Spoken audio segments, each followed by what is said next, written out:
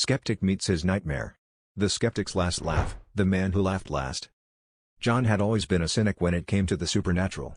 He scoffed at the tales of ghostly apparitions and haunted places that circulated around his small town. One legend, in particular, seemed laughably absurd to him, the story of the old asylum on the outskirts of town, abandoned for decades and said to be haunted by the spirits of its deranged former inmates.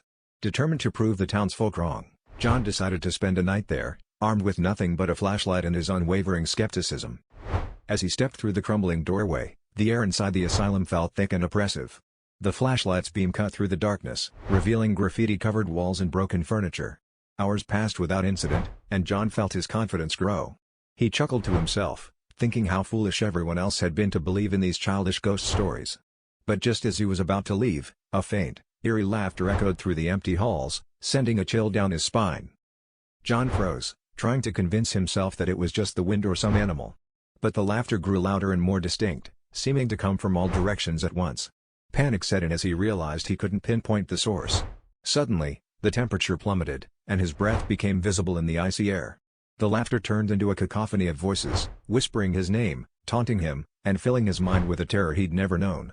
Desperate to escape, he stumbled through the labyrinthine corridors, but every turn seemed to lead him deeper into the asylum's bowels. Finally, he reached what appeared to be the exit, but the door wouldn't budge. The voices grew louder, and the laughter more manic, until it was deafening. In a last-ditch effort, John slammed his shoulder against the door, and it burst open, sending him sprawling onto the cold, wet grass outside. He ran without looking back, his heart pounding in his chest. From that night on, John was never the same. The once staunch skeptic now avoided the asylum at all costs and shuddered at the mere mention of it, forever haunted by the laughter that had shattered his disbelief.